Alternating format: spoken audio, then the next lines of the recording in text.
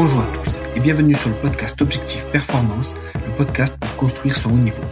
Toutes les 2 semaines, je vais interviewer des kinés du sport, prépa physique, coach ou autres qui amènent et accompagnent leurs athlètes au plus haut. On parlera dans une première partie de leur parcours, d'où viennent-ils, où ont-ils étudié, voyagé et commencé leur carrière. Ensuite, de ce qu'ils font actuellement et de ce que cela peut nous apporter en pratique. Quel est leur sujet de recherche actuel, en quoi cela peut améliorer nos compétences. Et enfin, on abordera leur mentor, leur livre préféré et comment est-ce qu'on peut les contacter. Comme d'habitude, je compte sur vous pour mettre 5 étoiles à cet épisode sur nos minutes et sur Apple Podcast avec un petit commentaire.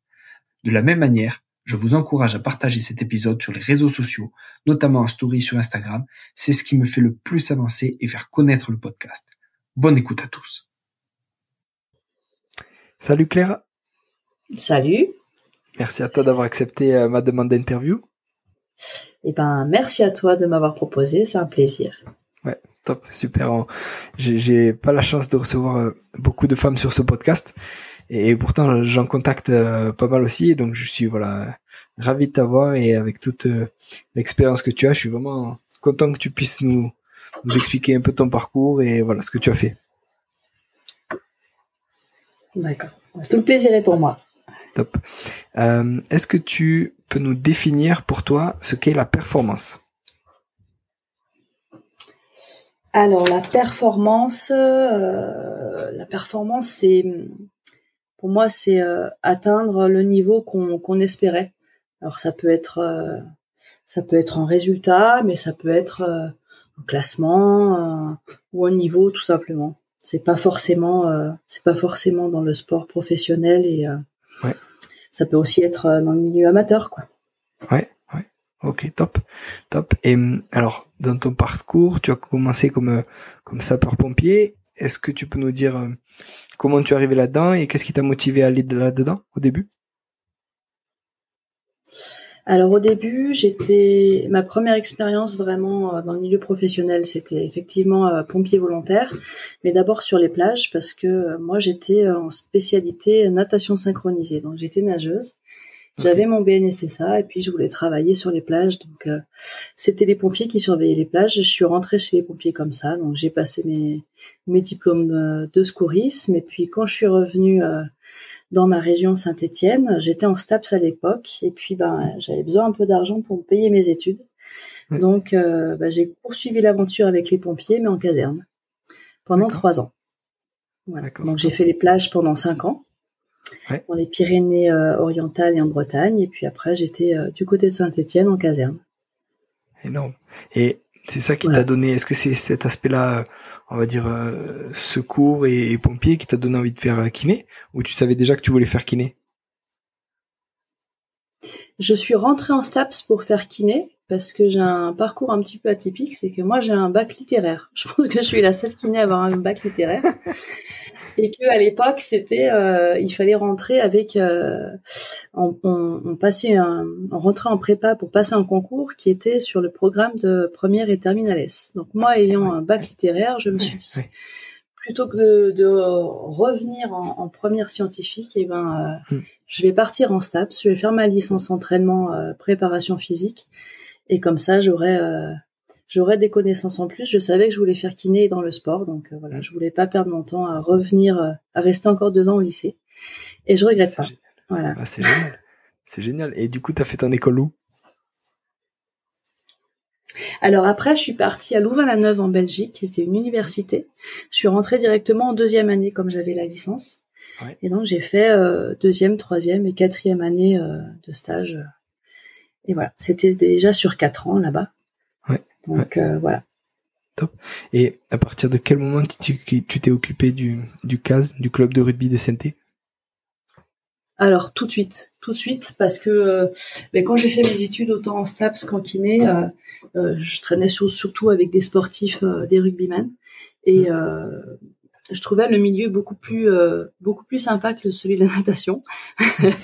Et donc je me suis dit tiens, quand tu seras kiné, t'essaieras d'être kiné d'une équipe de rugby. Et j'ai eu beaucoup de chance, c'est-à-dire que dès que j'ai eu mon diplôme, j'ai contacté le club de rugby de ma ville, qui est Saint-Étienne, et ils venaient de me monter en Fédéral 2, ils cherchent un kiné.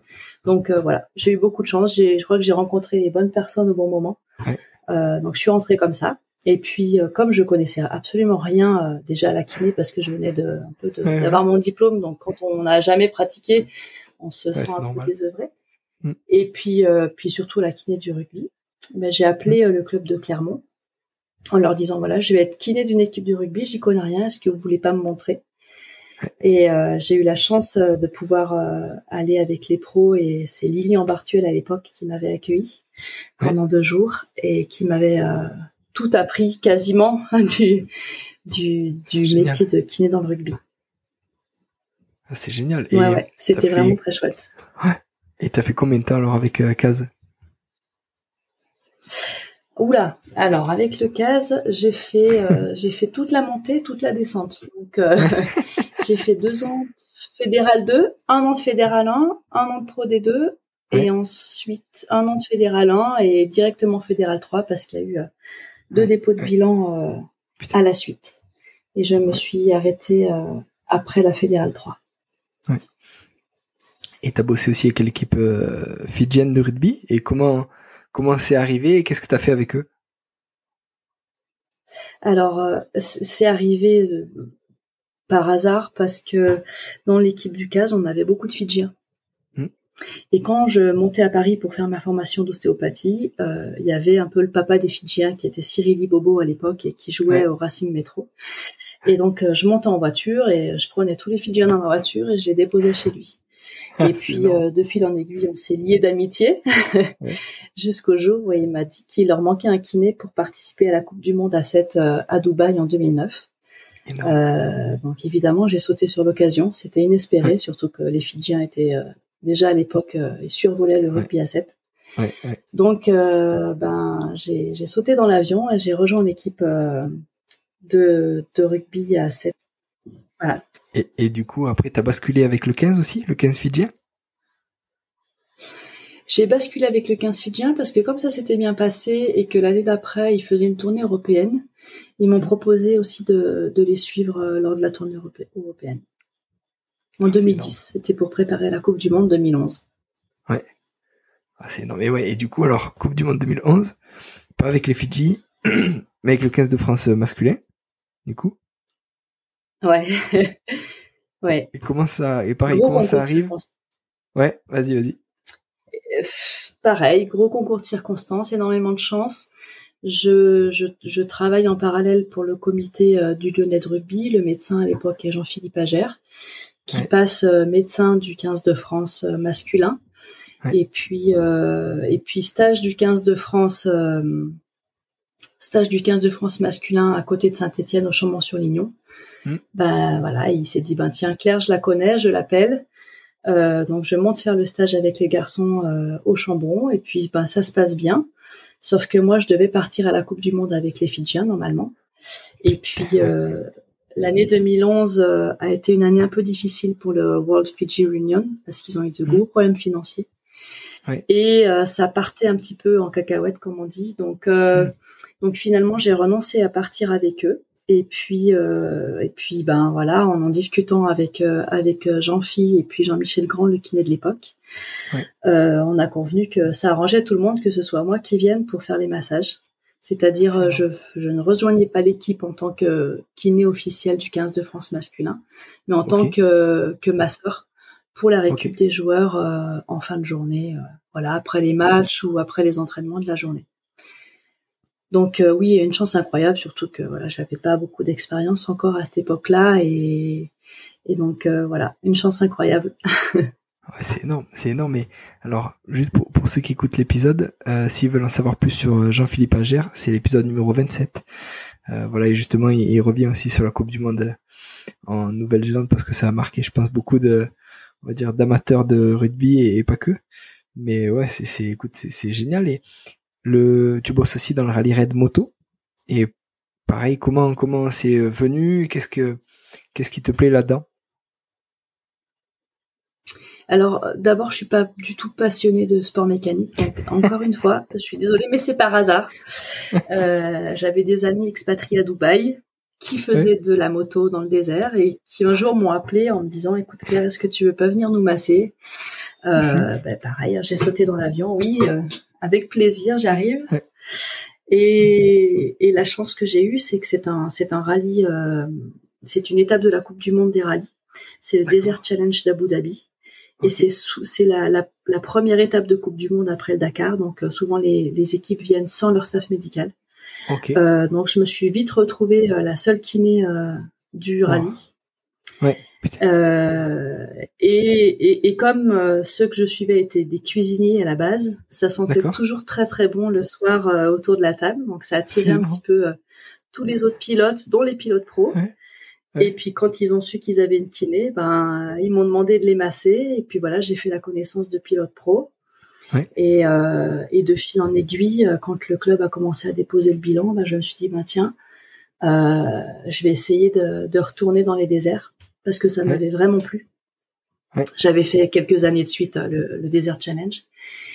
Et puis pareil, là j'ai quelqu'un qui m'a fait confiance, l'équipe Honda HRC en moto, qui m'a fait confiance et avec qui je suis partie sur différents rallyes,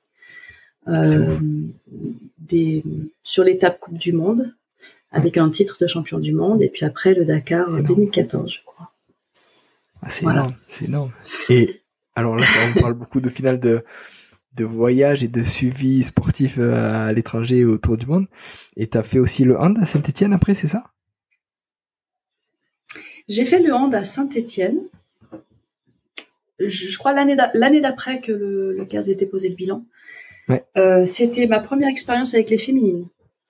D'accord. Donc au début, un petit peu, j'appréhendais un petit peu parce que même étant une femme, je savais pas ce que c'était qu'être kiné d'une équipe de femmes. Ça peut paraître un peu bizarre, mais voilà, c'était un petit peu mon ressenti. Et puis je me suis rendu compte que c'était pareil, qu'il y avait beaucoup de similitudes. Je m'attendais à beaucoup plus de différences aussi dans le sport. Quelques différences quand même au niveau des pathologies d'épaule parce que c'est des sports de lancer. Quelques différences aussi parce que comme c'est on n'est pas sujet au changement de terrain gelé, terrain gras, donc on n'a pas les pathologies liées à ça, on n'a pas non plus les blessures liées aux crampons avec des coupures, beaucoup de coupures, des choses comme ça. Par contre, oui, j'ai été quand même assez étonnée du nombre de commotions qu'il y avait dans le hand, notamment parce que le sol est dur quand même et qu'il y a beaucoup de chutes. Donc il y a des choses qui m'ont frappé par la ressemblance. Je pensais pas qu'il y aurait des pathologies qui se ressembleraient autant. Voilà. C'est ouf. Notamment sur les commotions. Et du coup, après, t'as rembrayé sur du rugby avec les moins de 20, l'équipe de France féminine des moins de 20 et les seniors, c'est ça? C'est ça, puisque quand je me suis plus impliquée dans le hand et dans le rallye raid, j'ai jamais vraiment lâché le rugby. J'ai continué à travailler avec le comité, mais de façon très ponctuelle.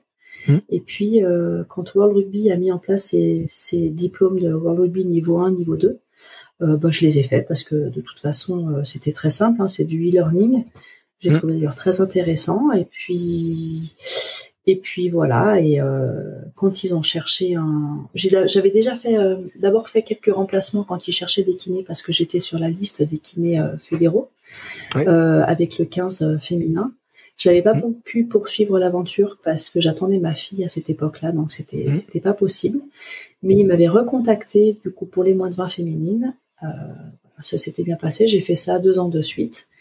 Et quand Sandrine Agricole est partie, l'une des kinés du 15 de France féminin, ils m'ont contacté. Romain Loursac me connaissait aussi par rapport à ses anciens coéquipiers qui jouaient au CAS.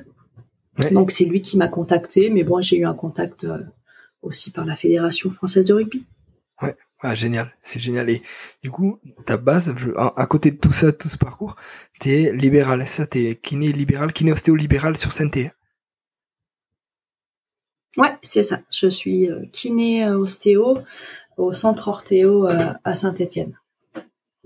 Top. Qui est un centre qui a maintenant 5 ans et qui est un centre pluridisciplinaire avec des médecins du sport, des chirurgiens, la radiologie, enfin plein de podologues, un centre pluridisciplinaire. Ouais, c'est top. Et vu que justement tu as travaillé avec des joueurs fidjiens, avec des joueurs français, est-ce que tu as remarqué des différences sur comment eux géraient les blessures, sur peut-être leurs a priori à propos des blessures, leurs croyances, tu vois, entre les Fidjiens, les Français, comment est-ce que c'était vraiment pareil et la même blessure, tu l'as traitée de la même manière ou est-ce que c'était différent pour toi? Non, on peut pas dire que ce soit pareil du tout. On n'est pas du tout dans la même culture. Déjà, dans l'équipe des Fidji, la religion, elle est omniprésente. Elle est présente partout. D'accord. Elle est présente sur le terrain, elle est présente en dehors, elle est présente en salle de soins. Par exemple, la remise des maillots, c'est une messe chez les Fidjiens. Ouais. Le rapport à la blessure aussi est particulier, c'est-à-dire que s'ils se blessent, c'est Dieu qui l'a voulu, et s'ils sont bonnes sentiers, c'est grâce à Dieu. Donc il faut une certaine ouverture d'esprit.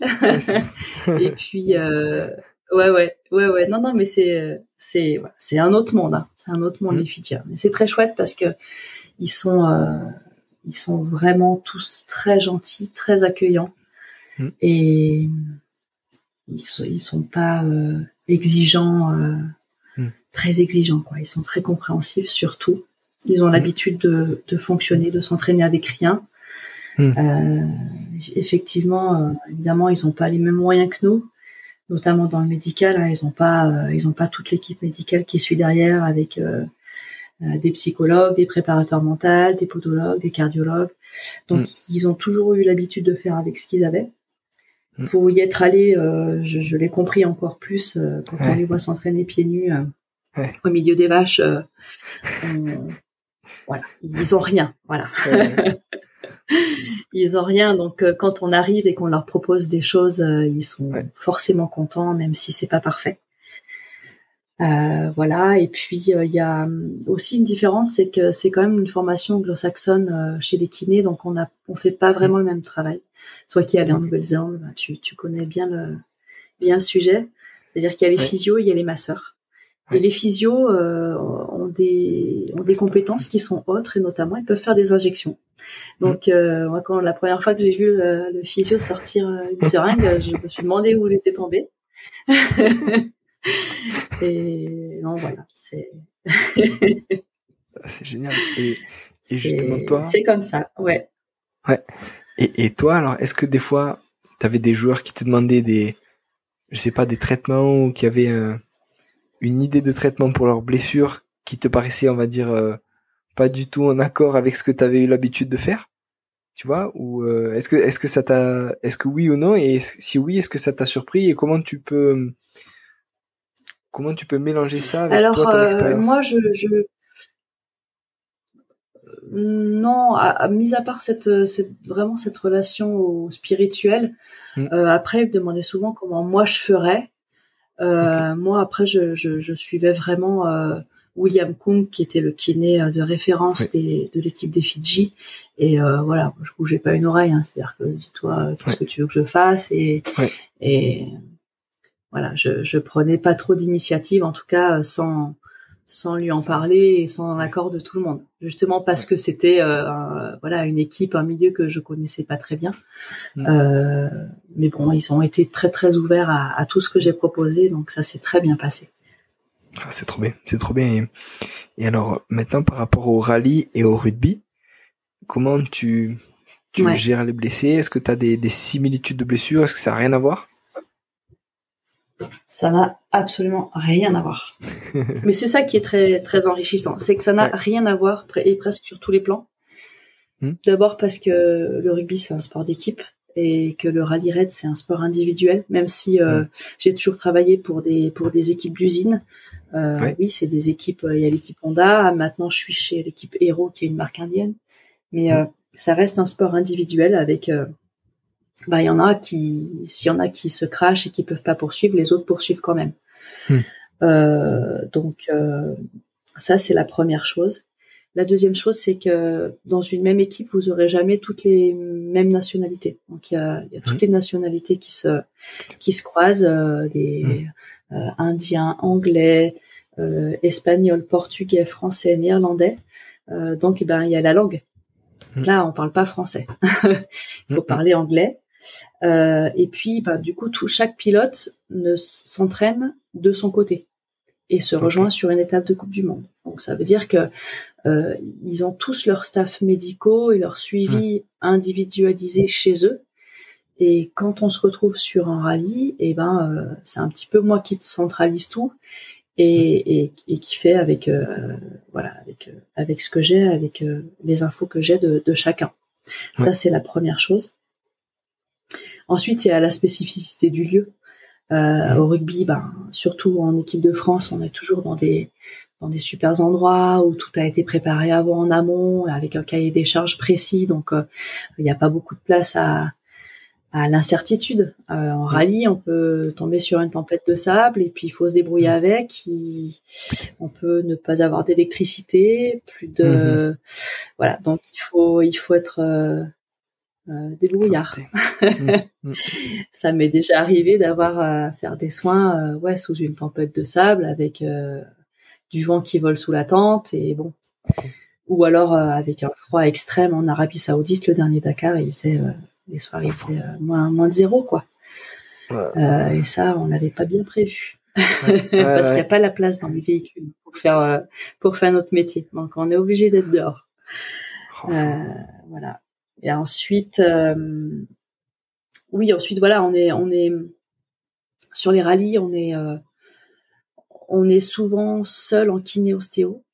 Et s'il y a besoin d'un médecin, on va voir dans l'organisation, parce qu'il y a toujours des médecins, des chirurgiens, des orthopédistes dans l'organisation. Mais voilà, on va les voir que si vraiment on estime qu'il y a besoin. C'est quand même un immense confort au rugby d'être en permanence avec un médecin et de confronter son diagnostic avec le sien, de confronter son pronostic aussi et de lui demander d'être toujours au contact d'un médecin. Là, c'est pas le cas sur un rallye.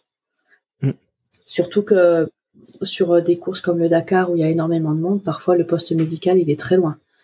Enfin. Et les pilotes sont fatigués, ils n'ont pas envie de se déplacer. C'est ça le problème parce qu'une fois, alors on n'a pas de moto. Enfin, les motos sont avec les mécaniciens, donc on peut pas les bouger. Et quand les véhicules sont en place, il y a des tentes accrochées, donc on peut pas non plus les déplacer. Donc soit c'est des petites motos, mais soit c'est à pied. La plupart du temps, c'est à pied. Voilà. Et puis aussi en la polyvalence du métier.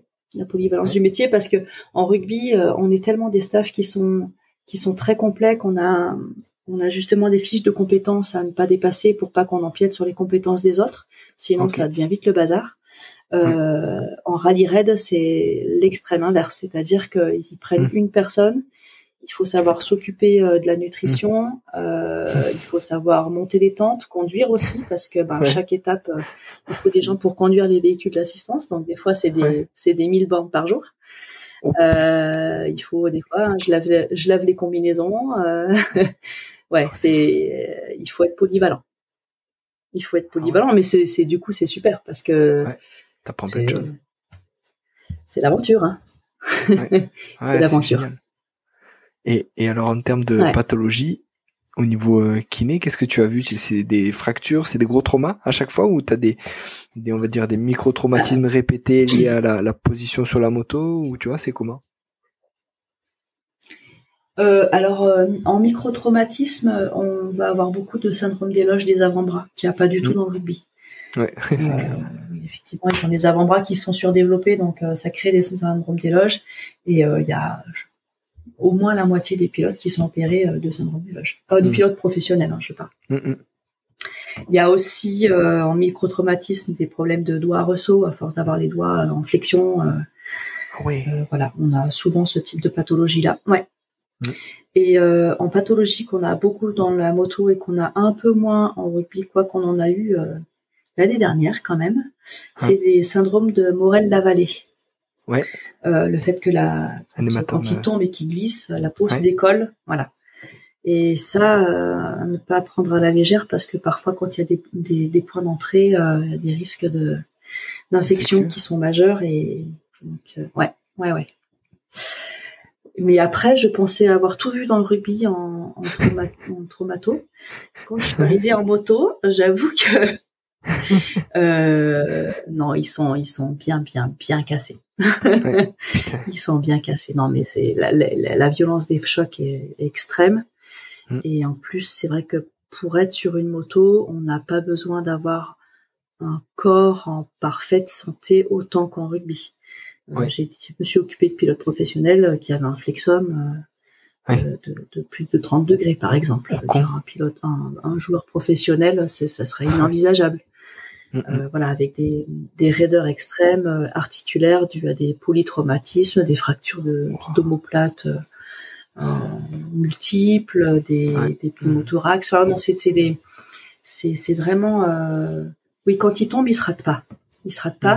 Et la spécificité aussi du rallye par rapport au rugby, c'est que on n'est pas sur place. Donc on voit pas les chutes. Ouais. Et quand c'est grave, c'est pas nous de le prendre en charge. Donc on a les hélicoptères, on a les équipes d'urgence, les urgentistes. Voilà. J'ai oublié quelque chose qui a quand même une grande importance, même capitale entre le rugby et la moto. C'est que dans le rugby, la décision d'arrêter ou pas le jeu, c'est quand même le médecin qui la prend. Voilà. Par exemple, un joueur qui fait une commotion, le médecin de match ou le médecin d'équipe impose la sortie définitive. En rallye raid, la décision de continuer ou pas, c'est le pilote qui la prend, toujours. Oh putain. Quels que soient les risques qu'il a pris, quelle que soit sa pathologie. On a déjà vu des pilotes rentrer avec des fractures bimalléolaires et voilà, finir la course, des fractures de poignet aussi, on a vu, des commotions et reprendre le départ. On le voit encore. Voilà. Parce que voilà, c'est la décision leur appartient.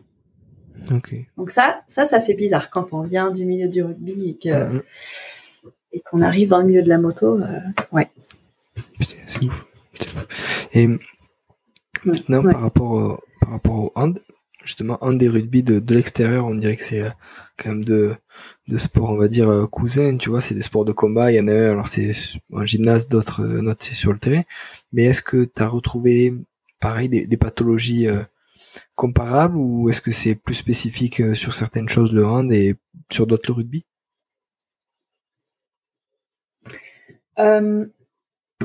Non, les pathologies, par exemple, des membranes, tu vois, tout ce qui est entorse de genou, entorse de cheville, c'est assez similaire quand même. C'est des sports collectifs. Voilà, on a aussi pas mal de tendinopathies liées au fait au saut, par exemple. Comme je te disais au début, les commotions. Les commotions, finalement, j'en voyais plutôt souvent. Ça m'a vraiment étonnée. Mais non, sinon j'ai été plus étonnée par les ressemblances que par les différences. Avec quand même une différence qui est notable, c'est que en hiver on a chaud au bord du terrain. Ça c'est pas mal. Ça c'est cool. T'as pas la grosse parka là qui descend jusqu'aux chevilles là. Voilà. Exactement, les doigts gelés qui font que tu peux pas faire un strap parce que t'as les doigts gelés. Non, au hand, ça c'est bien. Ouais. Top. Et par rapport au moins de 20 et aux seniors sur le rugby féminin que tu as vu, pareil, est-ce que tu retrouves, je sais pas, chez les moins de 20 des pathologies en particulier que tu retrouves pas chez les seniors?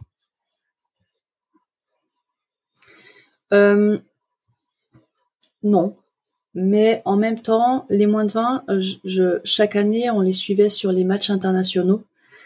Sinon, elles étaient suivies en pôle par d'autres équipes médicales. Donc, je peux pas te dire que j'ai pas vu de différence de façon certaine parce que voilà, j'ai pas eu assez de temps pour faire vraiment une comparaison, en tout cas avec les moins de 20. Les moins de 20, je les ai pas eu assez de temps. Même si je les ai eu 2 ans, ça a été 2 fois 2 semaines, donc je peux pas vraiment dire. Je peux pas vraiment faire de comparaison. Ok. Et alors du coup entre le niveau senior et le niveau international féminin et masculin, est-ce que là tu vois des différences? Est-ce que euh, tu vois comment tu gères aussi une blessure si c'est un homme ou si c'est une femme au plus haut niveau? Alors, avec le 15 masculin, d'abord, j'ai jamais été vraiment kiné dans le staff, hein, comme je te l'ai dit avant. Tu disais, ouais. J'étais aide kiné, donc j'ai pas été au courant de tout ce qui se faisait, de tout le fonctionnement à l'intérieur du staff médical. Mais pour moi, l'énorme différence déjà qu'il y a avec les féminines, c'est que le 15 de France féminine, les filles sont salariées de la Fédération française de rugby. Oui. Et en plus, elles sont dans les clubs, alors que les garçons sont en contrat avec leur club et sont détachés pour venir en équipe de France. Ce qui fait que nous, en tant que staff médical de l'équipe de France féminine, on peut faire un gros travail avec elles qui peuvent pas forcément faire chez les garçons parce que c'est déjà fait dans les clubs. Et ça, c'est hyper intéressant avec les féminines. On a notamment fait ces 2 dernières années un gros travail de détection de profils à risque, de prophylaxie avec une individualisation des programmes de préparation physique que je pense aurait été très très compliqué à faire avec des garçons parce que c'est déjà fait dans les clubs et donc il aurait fallu déconstruire ce qui se fait déjà pour le reconstruire. Ça aurait été très compliqué, je pense. Donc ça c'est super parce que ça permet vraiment de se faire des nouveaux challenges et de sortir de sa zone de confort et de mettre des choses au point. Ça, c'est vraiment top avec les féminines. Puis le staff est quand même moins grand chez les féminines qu'avec les masculins, hein, avec les hommes.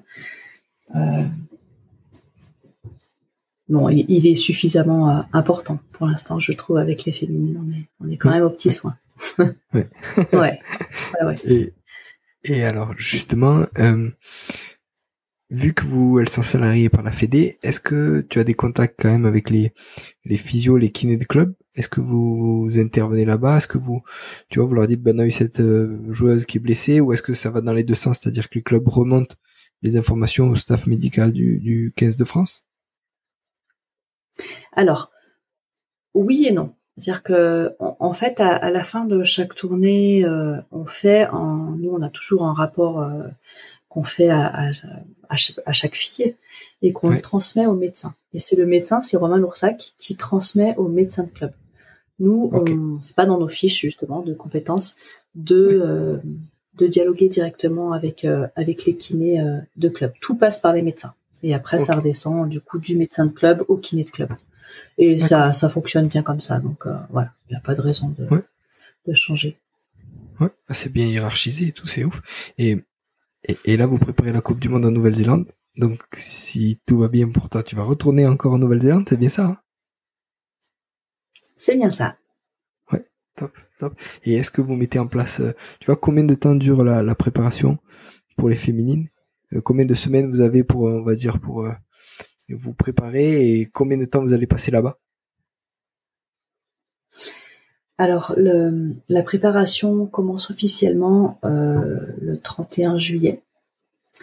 On a 1 mois de stage. Ensuite, on revient quelques jours, on repart 10 jours. Oui. On retourne 5 jours chez nous et ensuite on part pour 2 mois en Nouvelle-Zélande. Sachant que la Nouvelle-Zélande a encore une attitude particulière par rapport au Covid. Voilà. Oh merde. Ouais. Donc on aura certainement encore un temps d'isolement sur place. On sait pas trop encore. Mais on a arrêté les dates de voyage en se disant qu'on aurait 15 jours de quarantaine sur place. Voilà. Et puis si on les a pas, ça sera du temps pour s'entraîner. Voilà. Mais 2 mois sur place après. Ouais. Et ça veut dire que potentiellement, quand vous arrivez là-bas, vous avez 15 jours, on va dire, dans l'hôtel sur des chambres individuelles où les filles pourront pas s'entraîner, ou alors par petits groupes, ou tu vois? Ouais, c'est pas encore très clair. C'est pas encore très très clair. C'est pas encore arrêté. Ça change. Ouais. Donc je peux pas te répondre. Mais potentiellement, ça peut être quelque chose qui ressemble à ça. C'est ouf. quand on réfléchit, alors c'est vrai qu'il y a l'aspect pandémique et qui est pas du tout négligeable et tout, mais quand on réfléchit, ça veut dire que les autres équipes qui sont pas en Nouvelle-Zélande, elles vont augmenter leur charge de travail, et elles vont arriver peut-être au top niveau pour le début de la compétition, mais sauf que 2 semaines avant le début de la compétition, elles vont couper l'entraînement, et enfin, tu vois, si c'est ouais. Je pense que c'est un beau challenge pour arriver à planifier. Gymnastique, ouais. Bon, on sera tous dans le même bateau, sauf la Nouvelle-Zélande. Ouais, c'est ça. Mais c'est pas sûr, hein, encore une fois, voilà, c'est pas du tout sûr tout ça. Ok, top. Et alors, toi, à titre perso, comment t'organises une semaine type, tu vois, entre le libéral et le suivi d'équipe? Comment tu fais? Alors moi, normalement, je dois pas faire de suivi d'équipe dans mes semaines de libéral. C'est-à-dire que les semaines de libéral, je suis 100% libéral. Okay. Je m'occupe de rien d'autre que de mon cabinet et c'est tout. Mais bon, là, par exemple, on est sur un gros travail de détection de profils à risque avec une individualisation des programmes justement pendant la prépa Coupe du Monde et pendant la Coupe du Monde. Et ça ça nécessite du travail un petit peu en plus. Mais bon, c'est aussi parce qu'on a voulu pousser les choses un peu fort et que du coup, on est obligé de travailler en dehors des rassemblements. Sinon, on n'est pas censé travailler en dehors des rassemblements. Et sur cette détection des profils à risque, qu'est-ce que vous utilisez? Alors, par exemple, les filles ont eu un stage médical, un stage médical où sur 3 jours, elles ont vu le médecin, les préparateurs physiques, les podologues, psychologues, préparateurs mentaux, voilà, plein de corps nutritionnistes en entretien individuel. Et nous, en kiné, on a fait toute une batterie de tests analytiques avec beaucoup de goniométrie, des tests de laxité, donc sur table. On a passé en revue presque toutes les articulations du corps, notamment pour avoir une base de données en cas de lésion, on pourra comparer avec ce qu'on a vu au départ. Ça nous a permis aussi de détecter des problèmes qui s'étaient pas révélés, pas encore. Donc on va essayer de les traiter en amont. C'est aussi l'intérêt de ce travail-là. Et puis il y a eu toute une partie de tests fonctionnels avec le FMS, mais pas que. On a aussi sélectionné d'autres tests fonctionnels autant pour les épaules que pour le bas du corps. Puis pour les ceintures abdominales, lombaires, voilà. Et après on met le test isocinétique aussi. Et ensuite on met tout ça, on rassemble tout ça. Et puis on se fait un petit screening complet entre ce qu'on pioche à droite à gauche et on essaye de voir le pourquoi du comment, pourquoi il y a des zones de faiblesse à tel endroit, oui, mais peut-être parce que à cet endroit on a vu que il y avait une raideur, ah ouais, donc ça entraîne ci.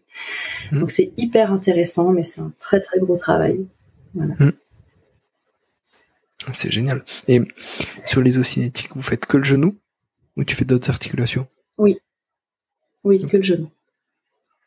Ok, super. Et donc, tu as parlé du FMS, de goniométrie. Et goniométrie, alors, tu prends quoi? Flexion, extension du genou, pareil sur la cheville, tu prends tout ce que tu peux? Ah oui, on fait même les coudes, les poignets et les doigts. Ok. Donc ça va loin. Ouais.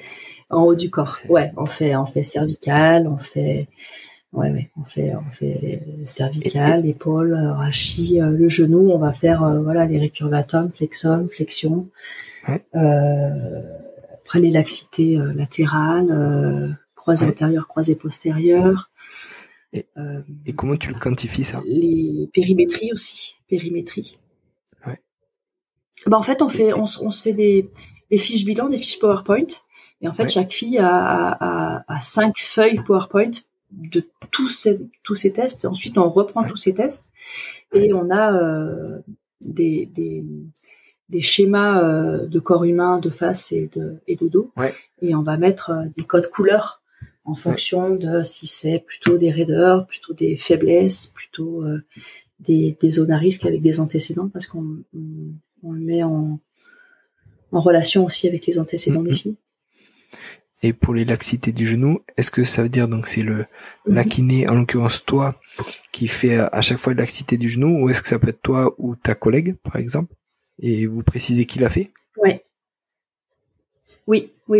On est trois kinés. Je suis avec Jean-Philippe Ramirez de Carcassonne et Marion Rava de Lyon. Et oui, voilà. Par contre, ce qu'on essaye de faire, c'est comme on les fait chaque année, c'est que ce soit le même kiné qui passe la fille pour voir s'il y a des évolutions. Ah, c'est pas mal ça, ouais.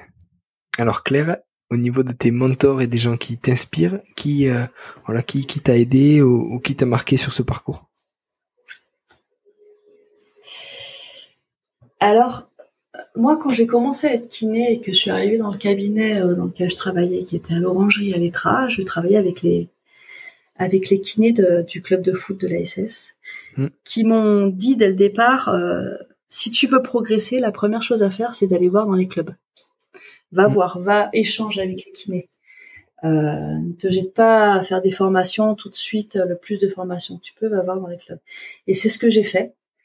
Et c'est vraiment au contact des autres kinés que je pense j'ai le plus appris. D'abord avec ceux avec qui je travaille, notamment Gérard Forissier, donc qui a été le kiné pendant 35 ans à la SS, à l'époque où c'est lui qui faisait tout, il était tout seul. Et donc lui, j'apprends encore énormément avec lui parce qu'il a beaucoup de recul sur ce qui marche pas.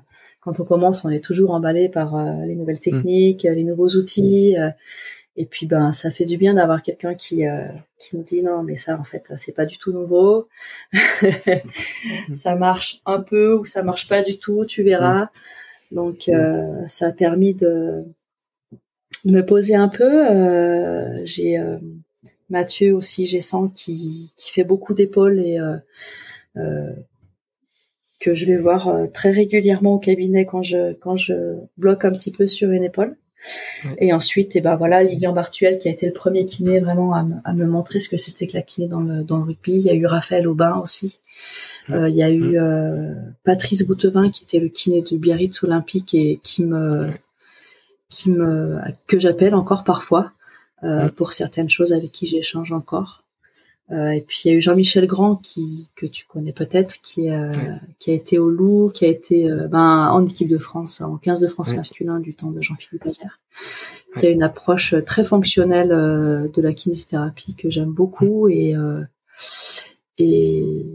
j'attends avec impatience la sortie de son livre sur le pied parce que j'aime beaucoup ce qu'il fait et je trouve très intéressant dans ce qu'il fait.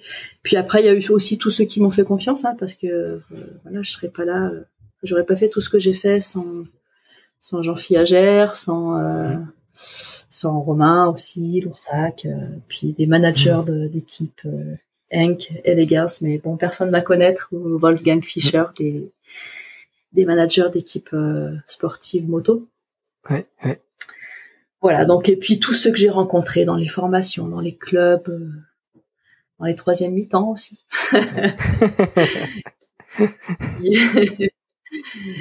Avec qui, on échange. Toi, tu fais comment ? Moi, je fais comme ça.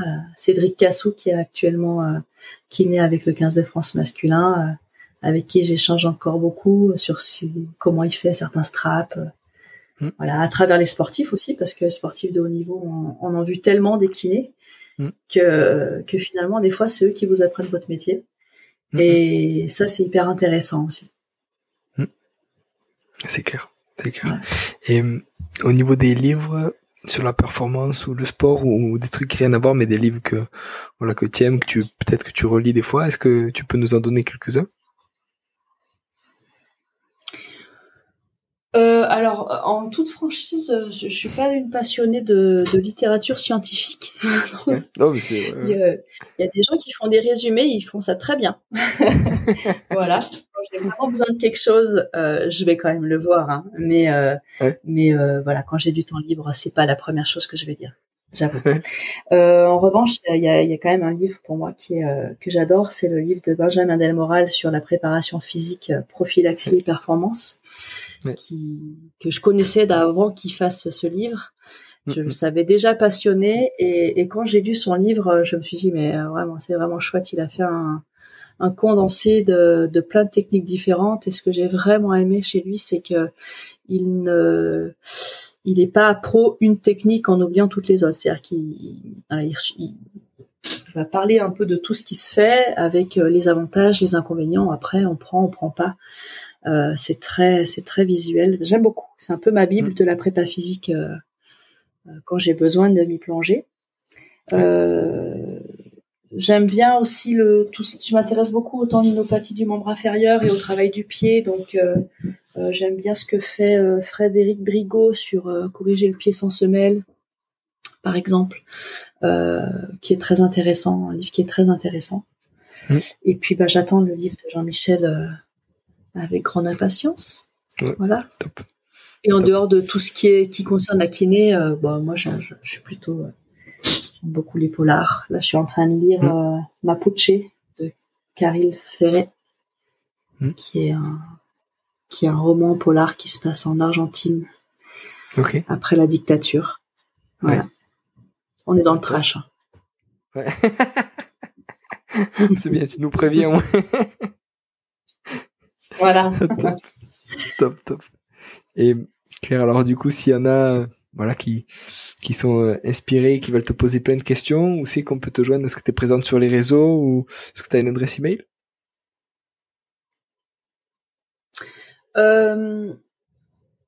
Oui, mon adresse mail, c'est clairemalsan, tout attaché, @hotmail.com. Sinon, je suis sur LinkedIn et sur Insta aussi. Voilà. D'ailleurs, sur Insta, quand tu me demandais ce que j'aimais, j'aime beaucoup la page de Squat University. Squat University, qui est je sais pas si tu connais. Je regarde. Je trouve top en biomécanique du squat, mais pas que. J'ai appris plein de choses avec eux, donc je le conseille à tous ceux qui font de la kiné du sport avec voilà. Yes, génial. Eh ben, Claire, impeccable. Merci beaucoup. De rien, c'est moi, avec plaisir. Ouais, top. Et voilà, je te souhaite le meilleur, en tout cas, pour la Coupe du Monde en Nouvelle-Zélande, et on va regarder ça avec beaucoup de plaisir, en tout cas. D'accord. Merci. Allez. Merci beaucoup. À plus. Salut, Claire. Au revoir. Salut. Voilà. Merci d'être allé au bout de cet épisode. J'espère que vous êtes régalés autant que moi. Si vous voulez m'aider, le mieux est de partager cet épisode au plus grand nombre. Parlez-en entre vous. Débriefez-le, que ce soit en live ou sur les réseaux. Qu'en avez-vous retenu? En quoi cet épisode peut vous aider à construire votre haut niveau? N'hésitez pas non plus à me faire un retour ou à me proposer des personnes à interviewer. Je répondrai avec plaisir. À très bientôt pour un nouvel épisode.